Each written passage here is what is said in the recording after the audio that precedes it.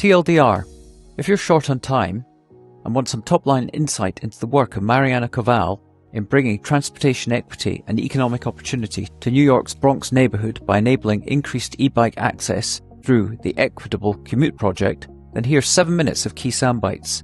If you do have time, if you're on a run, a cycle, or a drive, then do check out the full episode. But now, over to Marianna. If we're going to talk about sustainable mobility and how we develop the Equitable Commute Project, well, you have to spend some time doing some of the basic research. You start talking to people, you learn, and then you build your team, you try it out. You realize that you have to figure out how to operationalize things. What does it mean? How do you get e-bikes to lower income New Yorkers? Where? What's the mechanism? How do they buy them? How do they finance them? Where do they find the locks? How do they get their helmet? And you keep increasing the number of people in your own coalition or collaboration, bringing the different talents of various people to drive something forward. My whole Invest NYC SDG initiative, it was begun in April of 2019. So remember what happened in March of 2020. We were in the midst of our research. We were setting up big convenings between the city and the private sector. And COVID, the pandemic, swept the world. It was very difficult to talk to people who worked within New York City, in the mayor's office, in administrative positions, because you could hear the sirens going day and night in the background. Many people, they were taking on work beyond what their administrative role was to help in food distribution and other necessary pieces of responding to the pandemic.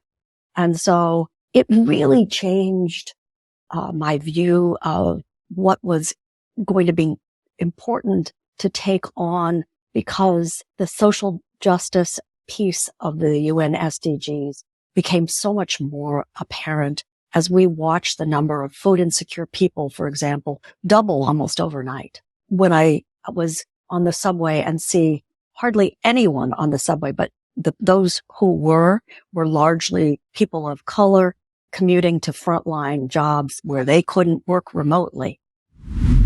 We just started talking and realized that many, many lower income people live in the farthest reaches of New York City. They live in transportation deserts. They take a very long time in kind of multi-piece commutes with bus and subway and walking. And that the rest of the world has been looking at micromobility, particularly e-bikes, and recognizing how critical as a mode of transportation, commuting transportation, they can be. And so what we also realized, though, is that the real challenge was for lower income New Yorkers. At that time, fewer than 1% of New Yorkers cycled to commute to work. Now it may be 2%, maybe it's 3%, even with the pandemic. I was just looking it up.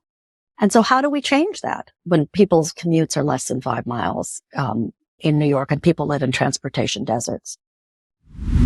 I think it took me a long time to realize that the big challenges we face in sustainability in New York, in the United States, are these huge cultural goals. Education. Everybody wants to dump their money into tech. Tech's going to be the answer. But the speed with which we can respond to climate change and the challenges of sustainability are more complex. And I just think this is such a perfect example, getting people out of their cars, out of standing on curbsides for 45 minutes waiting for a bus, and providing them a means of traveling quickly, cheaply, safely to work with an e-bike. We've been able to kind of sort them out into access, green jobs, and the accelerator component. So access is delivering the means by which people can actually afford to buy an e-bike, and that is supported by incentives. That can be as a rebate or subsidy. It was included in the Build Back Better bill.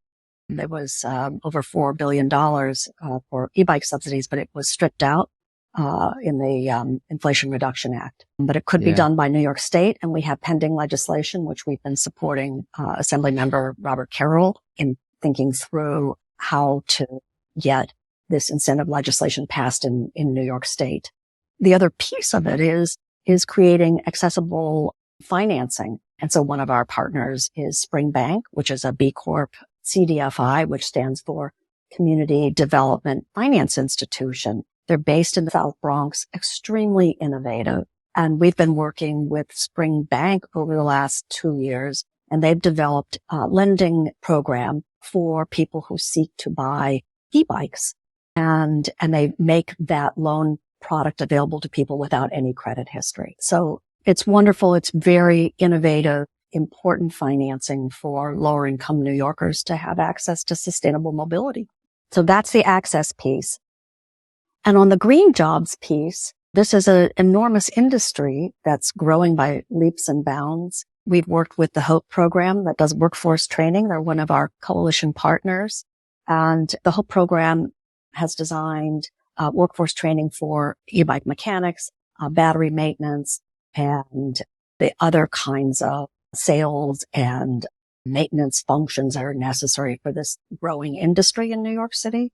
And then the last piece is, we characterize it as the accelerator piece. It's the advocacy and education of New Yorkers about the access, but the benefits of e-bikes in simplifying and reducing the cost of commuting. We do have one of the best public transportation systems in the world.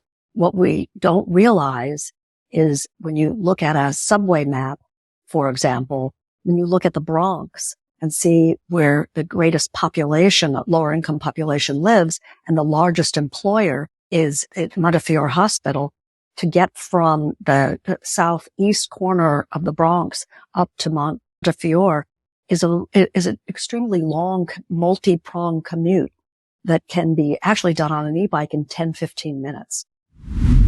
And I think you prompted me earlier.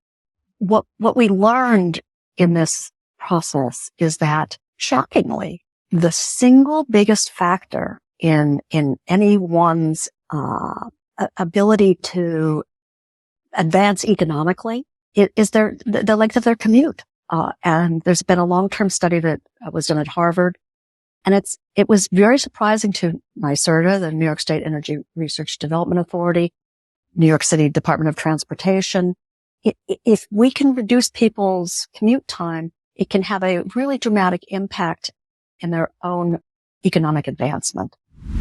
Well, in 2003, my husband loved to run across the Brooklyn Bridge and then back over the Manhattan Bridge and come up through Dumbo. And one day in May, he did that, and he stopped to give a television interview with his friend about Brooklyn Bridge Park.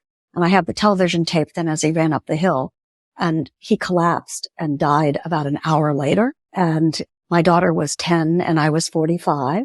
And so, there's a before and after event in everybody's life. And that event made me extremely committed to making sure that I was able to move Brooklyn Bridge Park forward and become a reality. And I wasn't going to let go. Okay, that's all for now, folks. Now here's my ask of you. Please follow this podcast on Apple or Spotify or whatever player you use. Also, please subscribe to our new Random Collisions newsletter. We really are working to build a global community of action takers, action engines of people that really care about the problems that need solving. Thank you very much, and see you next time.